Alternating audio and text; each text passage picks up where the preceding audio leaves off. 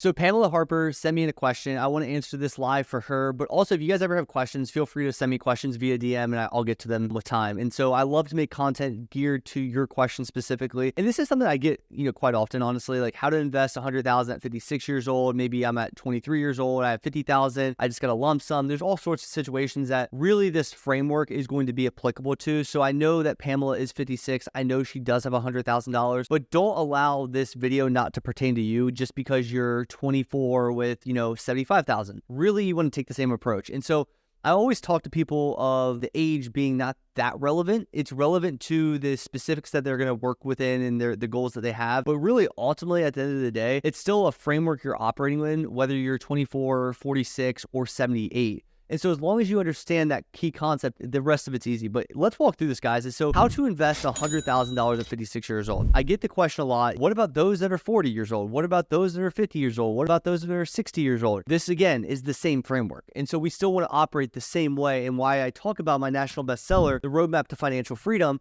there's a reason that I talk about this so much, because this roadmap to financial freedom, A Millionaire's Guide to Building Automated Wealth, is literally the roadmap for everybody. It's a fundamental way to build wealth, no matter the age, no matter the amounts, and you have to think through with this. Now, to address her question in particular, how to invest 100,000 at 56 years old, I'm going to walk you through a few things. Number one, the key to this whole entire game is to have a cash flow goal worksheet that tells you exactly what to do before you actually get that money. And so you shouldn't be in the spot where you all of a sudden have $100,000 and you just don't know what to do with it. Because if you're planned appropriately, when that extra money comes in, you already have a plan for it with your cash flow goal worksheet. I'm going to give that to you guys for free in the show notes below. So I'm going to give you this tool and a few other things here shortly. So as long as you have this cash flow goal worksheet, it's going to tell you what your goals are in value, stacked order, and it's going to tell you how much is required and so on and so forth. I'll go through the details in a second. The next piece of the puzzle is assess the following. So we have to assess the following in anybody's situation. This is why I always say it doesn't really necessarily matter the age or the dollar amount, but let's assess the following. What are your goals? And that's going to go in the cash flow goal worksheet specifically. That's the most obvious first pressing question I ask everybody. When somebody comes to me and says, what investment should I make? What should I do with this? What should I do? What are you trying to accomplish? What's your goal? If you have a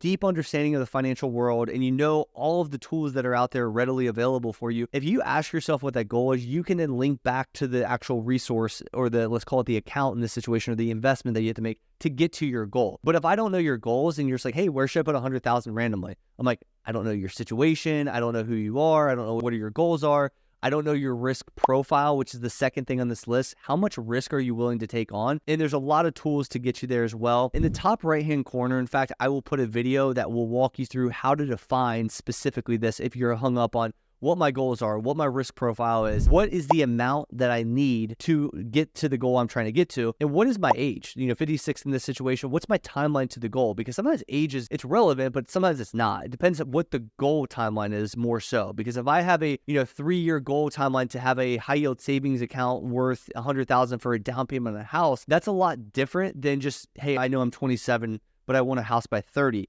I need to know the timeline for the actual specific goal, and I think that's more important. So at 56, you might be like sitting there thinking, I want to retire at 60. That's a whole different goal and timeline than somebody that's like, I want to work till 75. I love my job, and I'm going to work until 75, and then I will retire. So now we have 19 years opposed to in the first situation, like 4 years. Your entire process would change, and that's why we talk about understanding the full picture before we just ask the higher level question, why a lot of financial professionals have a hard time getting you an answer directly, and they say it depends. These are the factors that it depends upon. And so these are the first pieces of the puzzle that you need to assess. And obviously you can watch that video in the top right-hand corner. I will put it up there once more if you missed it, and you guys can assess the following. So we all know that you need a cash flow goal worksheet for somebody that's asking a question such as this. So I'm going to go into the cash flow goal worksheet specifically and show you how to use this, and that you guys can do this for yourself as well. So the very first thing, guys, is this is a simple tool that basically conceptualizes everything that you need to know to hit the goals that you have. The first thing is at the very top is available monthly cash flow from week 4. I say that's actually within Budgetdog Academy. This is one of the many tools we use in Budgetdog Academy, but this is that's why it says from week 4. So you can ignore the fact this is from week 4. The biggest thing is right here. Column B is your bread and butter. And so I want you to stop thinking about money for a second and just think about your life goals. And so we want to list out specifically our goals. And at first you just want to like doodle scribble through your goals, write them on a whiteboard, whatever the case is, and not prioritize them, go for it. Just dream. Start writing, start typing, whatever the case is, and just think about all the goals that you have. Then we want to take a step back and actually value stack these goals. This is a good example right here. We have rental property, we have a car sinking fund, we have retirement. And we list those in priority of what we think, we need from a timing perspective. That's the first process or first step of this process. The second thing is, where should we actually hold that account? And again, back to what I said, if you're educated on the financial world, all of the resources and tools available to you, you should be able to pretty easily solve for this and input where this should be going. Retirement, Roth IRA, and 401k, is just an example. A car sinking fund, a high yield savings account, a rental property, a taxable brokerage. And this is just an example, of course. Now, what is the total dollar amount needed for the goal that you have? Depends what your goal is, right? And so the $100,000 that Pam has, we don't necessarily know specifically what her goals are yet to define how much she needs for the particular goals. But if she has the $100,000 and she starts listing these different goals, and she, an example in this right here, we know she has $100,000. Her first goal is a rental property, let's just say, and make an example here. Her second goal was a car sinking fund. She can pretty much knock those out right away. That would be $35,000 total with these two accounts right here. She would still have $65,000 more to apply to her situation. And so the next 65 would probably go towards her retirement funds in a sense, right? Which is towards the $2.5 million. But she knows by listing the total dollar amount needed at a particular time in the future, she knows what she needs. Now, the next piece of the puzzle is how many months until the money is needed. And so she knows 65 months is her goal initially, was 5.42 years. She knows 14 months for the car sinking fund was 1.17 years. And she knows that she can basically fund that today, so she doesn't even have to wait in this situation. Now, this one is going to be a much bigger goal. It's a longer term goal in nature. It's a retirement goal. It's a long lifetime type deal. So she knows it's going to take a while, but she can apply the next $65,000 to this goal. But here's the other thing is, let's say we don't have money, and this is going to be a relevant tool for anybody basically out there. And this is where I want to give this to you guys for free today. So if you think about it, right, all of this stuff right here is filled in. But let's say you don't have money. Let's say you don't have the $100,000. This process still applies to you. And so it's really good to harp on the process in the question here, how to invest $100,000 at 56 years old. There is no difference for somebody that's younger. Now, where you put the money, what your goals are, might be a little different, but again, it's situational. It depends. I'll walk you through a framework in a second too. So let's just say we're here and we realize we have a few goals. The investment return, you have to have some investing assumptions here. What is your beginning balance? These aren't really assumptions. These are definitive. How much money do you have in your retirement so far? How much money do you have in your sinking fund? This would be investment return, investing assumptions. You have to come to that conclusion. Depending on your timeline, you might use 6%, 8%, 7%, depends. I have 8% as an example in here, right? And then based on those assumptions, how much cash flow on a monthly basis do you need to accomplish your goal? And so in this example, we used a compound interest calculator, filled in the blanks using these, beginning balance, the return assumption, the goal amount they need, trying to get to that goal amount, and the number of months, right? And we came to the conclusion they needed $322 a month for the rental property. They needed $643 a month for the car sinking fund, and they needed $1,600 a month for retirement. And assuming that they invest or save all of these dollar amounts on a monthly basis for the desired amount of months needed right here, and also assuming these assumptions, they will hit the goals that they have, right? Now, if you have money and you start listing out these goals, I would naturally apply directly there. So that would be the easiest way to go about it. I would just take the money, the dollars that you have, and start to apply in sequential order to my goals.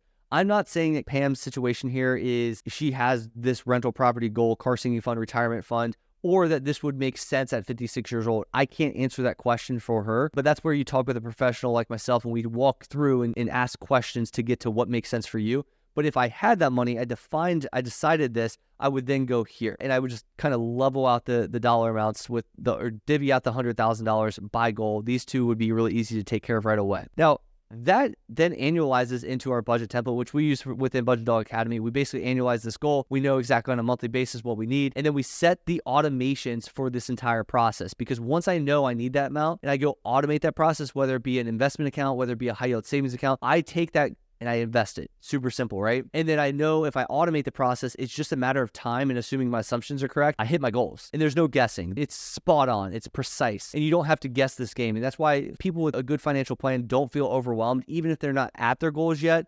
I talk about it a lot. They're not overwhelmed. The anxiety subsides, the nervousness subsides because you know the answer to your solution. Now it just takes time. And so up here, like I have the amount of cash flow, we do it from week 4. You have to understand where your cash flow, what your true free cash flow is. I use the zero-based budget. I have a process for all my students to go through that really gets and defines this. And most people don't get to this true real number. They go through all loops and, hoops and ladders, and they never actually get this real true number, or they're lying to themselves. All my students have a very defined process to get to an accurate number here. So it's real numbers. Now, the next thing is this adds up your monthly cash flow goal needs right here. And it's going to take the difference between what you have up here minus what you need down here. It's going to show you the difference, and it's going to say, great work. It looks like you have a great plan. Let's set this up. Or let's say in the reverse order, let's say we have another goal down here of like $500, and that ends up being a monthly cash flow goal need. It's going to turn red. It's going to show deficit, and it's going to say you're close, but let's rework this plan to ensure we have everything or enough cash flow for everything. And that would be the key here. And this cash flow goal worksheet is fantastic. Now, transitioning away from this initial piece, which was how to invest the money, and then obviously using the cash flow goal worksheet to get you to that level, to understanding the separate video that walks you through how to assess the following: the goals, risk profile, amount needed, age, and timeline to goal. And you go over here and you know specifically how to put this together. Now, the next question is like, okay, well, I don't know that. I want to learn more of like, what is a general framework that I could operate out of? Now, there is no such thing as a one-size-fits-all. And so I want to be very careful about assuming that there's one size that fits everybody. So I'm going to show you a framework, but it's not a one-size-fits-all. And in fact, all my students will look at this as kind of a base guideline, but it's not going to be their situation or the way their situation plays out, most likely. So I would assume this doesn't really give you the answer, because you have to work with a professional to get that number. And that's why if you want to apply for Budgetdog Academy, you can. In the show notes below, you can sign up for a call. We got to make sure you're making over 6 figures a year as a household unit. If you have a spouse, they know about us, they like us, they trust us, and they also are on the call with you, and that you're committed to making change. If that is you, feel free to book a call below, and my team will take a free call with you. Be respectful, show up, all that kind of stuff, and I appreciate that, guys. So we're looking to help you guys. We'll give you the honest truth. Can we help you? Can we not help you? You'll apply. We'll either decline your application or accept it, depending on it. And if you accept it, we have to go through another step of due diligence to make sure that our team can help you and get you results that you came here to get. We don't want to take anybody on that we can't get results for. Next step. So let's say we have our cash flow. We're kind of like lined up. We understand. We've applied some of this cash up here. Pam's applied some of this cash, but she still has way bigger goals, way bigger timelines. The next step of the equation is understanding a general framework. So right here is we have, let's call it a 7-8 step process here that we kind of think through. So number 1, are you current on your monthly bills? That's probably the most obvious. If yes, proceed to step 2. But if no, we need to talk about that. That $100,000 cash is going to go straight there. Now, I personally, when I assess the step 4 framework, I like to go in exact order. I like to do one thing at a time. I'm not saying that's working for everybody, but what I will say is, based on experience, that has served me very, very well at a young age. And so when I focus on one thing at one time, it's done very well for me. Again, your situation might be different. It might not apply to you. You might have to do multiple things at one time. For me, it was very helpful. So the second one is we need to understand your cash maintenance, essentially. How much cash do you have in your checking account, basic bill pay? And then also down here, do we have an emergency fund of 3 to 6 months of expenses? Again, this number, I say, do you have 1 to 2 months of expenses in checking account? And do you have 3 to 6 months of expenses in your emergency fund? General framework, not necessarily the answer. I will say, even from a personal experience, I don't have an emergency fund whatsoever. And you can check the right-hand corner as to why I don't. And then I also have just about 1 month of expenses in my checking account. So even me, I don't even follow this framework to a T, right? And so there's a lot of things here that aren't going to be relevant for your situation. Again, general framework to give you an idea of kind of the direction I'm heading.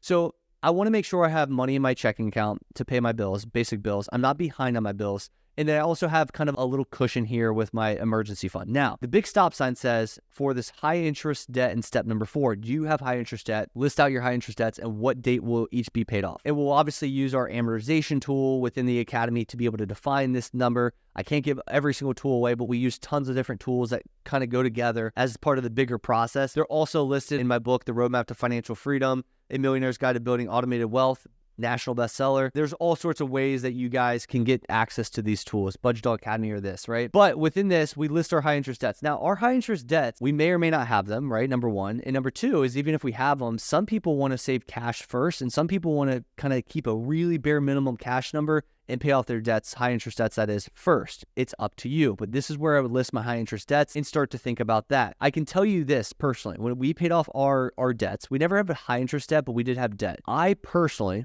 my wife and I, took our cash and we basically reduced it to like $5,000, and everything else went straight to our debt. And we paid off $76,000 in 1 year. Our situation might not be the same as yours. We were 23. We didn't have kids. There was a different level of risk. We both had 2 9-to-5 jobs right out of school. We were in a position where we didn't have a ton of risk necessarily from an income perspective. We were making decent money out of school and we wanted to just kill our debt. That's what we did. Now, the next piece is, do you have low interest debt? And so I would start to think about your low interest debts with an interest rate of 6% or below. Do you want to pay those off? Some people do, some people don't. You know, me personally, we love to pay our debt off. We have zero debt of any kind, even our mortgage at this point in time. Whole nother story. If you want to watch that reasoning, check the right-hand corner for why we paid off our mortgage early. And it was low interest debt, 2.375, which is even crazier, and people don't understand why, but you'll understand that video. So maybe you have low interest debts you want to pay off. Maybe that's part of your cash flow goal worksheet, right? With this cash flow goal worksheet can have all sorts of goals. It can have retirement, it can have debt pay downs, it can have high interest, low interest, it can have cash savings goals, whatever your needs are. My next piece of the puzzle, and again, we're going sequential through this whole entire process, is to think about my investing for retirement. Am I investing at least 15% of gross income for retirement? Sometimes that's enough.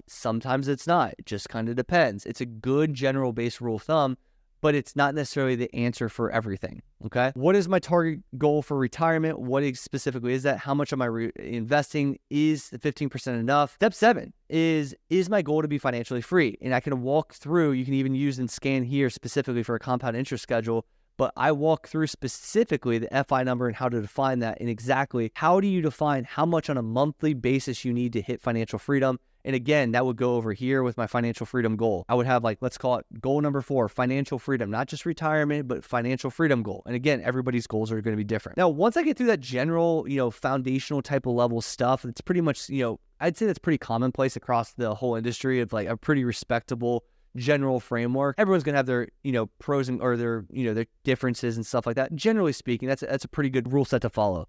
Now, step 8 is what's next. Now, this is where higher level wealth becomes. This is where, I've taken our initial situation, we did the basics, and then we kind of got through that. We hit millionaire status. Then we really went to that next level. That's what's next. And a lot of people aren't here, but they want to rush here before they do the basics. And I always recommend to go through the fundamentals first. Make sure you have these locked in, and those are locked. Those are never going to be changed. Then let's go to that next level. Let's go to what's next. And so once these are completed, 1 through 7, now we want to think of big things. Do we want to spend or give? Don't save every dollar. Don't be weird. We have a big goal, and I'll show you specifically on my website, budgetdog.com, to give back. And so Gervais syndrome, for anyone that doesn't know my story, go here and check it out. Click on this right here, and you'll see my daughter and my wife and my other daughter, little daughter, Ellie. But Logan specifically has Gervais syndrome, and we have a big, this morning I was in the ER, to give you perspective. It's a big deal. And we are raising $1 million for Gervais syndrome. So when I'm recording this, we're almost 9% to our goal, $90,000 year to date, which is pretty sweet. And we have done a lot for that. But our big why right now is this right here. We've hit financial freedom. There's not really a need to save more to save more. We're trying to give back. And so I think it's really important to push the message to spend your money, one, if you want to go on a vacation, if you want to enjoy your money, but also give. I think it's really, really good to get out of yourself, give back to the world. It's very, very boring and lonely and not really meaningful to just save and accumulate for yourself unless you're just really selfish. Not a whole lot of value and meaning behind that. So big believer in this. Don't save every dollar. The next thing is you could fast track your current goals. So you go over here and you're like, okay, this is going to take 65 months, but I just got extra money, or there's more money I have now, more than this cash flow. I could maybe Pam's her situation earlier. She has a $100,000 lump sum that came in. I want to fast track this. I want to put, instead of waiting 65 months, I'm going to take 25,000 of my 100,000 and I'm going to push and put to this goal right now. So it's done today. Or retirement, I can speed up. I can put 100,000 into my retirement today to speed this process up. Then it's not going to require 240 months anymore, because my baseline is now, instead of 350, it's 450,000 to start is my beginning balance. So all of these things come into play. Child investing is a big one, guys. I have a great presentation on how to invest for your children. Check the right-hand corner for this in particular. I invest heavily for my daughters. Both of my daughters here pictured, Logan and Ellie. Logan is 2.5, 2 years, 10 months. And Ellie, little baby in here, is now 10 months when I'm recording this. So I invest heavily for them. I talk about that a lot, and I think it's really, really important. Now, the other thing is early mortgage pay down. We paid this off. Again, I shared that video with you already. Maybe that's some goal. maybe rental properties, or I do a lot of investing in syndications, real estate syndications. I have 3 myself. Different opportunities outside. I'm about to buy another business, potentially a CPA firm that generates $1.5 million in profits. There's different things at this level of the game that you can really generate mass or gain mass profit. The other thing is asymmetric risk reward plays, crypto, private equity, off market deals. I have a lot of private equity deals myself just from knowing and having connections in the industry. And so this is where I put a lot of my extra money at this point in time. Obviously, we've knocked out everything. Our financial freedom number's already been hit. We don't need to contribute on a monthly basis to hit that number. We've hit it. And so for me, it's like, okay, where's my goal? My goal is to give money away and also, do different types of deals, help different types of people, fund different deals and things of that nature. So that's where I'm at. One other thing I would say on this, step 8 is invest in yourself, guys, whether it be education, whether it be skill sets. Think about this. You're at your job. You want to get better at a specific skill. Go get better. Go get a course on your specific skill. I'll give you a good example. My wife invested in a 2020 drawing skill set. So that's a program she was using at her old job. 2020, designing kitchen and bath on a program online. She got a certified training outside of her 9 to 5, became better at what she did, and then she got a raise because she was better at work. And so at this level, start investing in yourself at a rapid rate. I invest in myself in many different ways. I take courses, I invest in coaching. I just spent $5,000 for an EOS expert to come into my business. I spend $25,000 to have access to this very, very key individual in my industry that really can teach me a lot. And so I invest a ton of money in there when I have extra money just to go invest in my skill sets, myself, get better, my health. I spend almost $800 a month just for training at a boxing gym. I spend a lot of money in those areas, and because I think it's extremely important to move at a fast rate. You're in the best health of your life. You have the most knowledge coming at a rapid rate. You can really get ahead really, really fast. And this is how you level up to another level in this step number 8 here. So this is just a generalized framework, guys, but back to the question and how to invest $100,000 at 56 years old that Pamela asked. Have that cash flow goal worksheet. I'll provide that to you. All you got to do is send me a DM and just say cash flow on my Instagram and I'll give it to you. And then again, I have tons of videos in this video alone to then go reference and go check out so that you don't skip these important steps to assess all this stuff. And then the biggest thing, guys, apply what I'm talking about. Don't just listen and learn and don't take action. Take action. Most people don't ever take action in their life and they stay the same as a result. There's no reason to listen to me talk. I'm not that entertaining, to be honest. I wish I was, but I'm not. And so I'm giving you practical guidance to really go to that next level, and it's on you to take the proper action to do so. So with that being said, I will see everybody next Monday.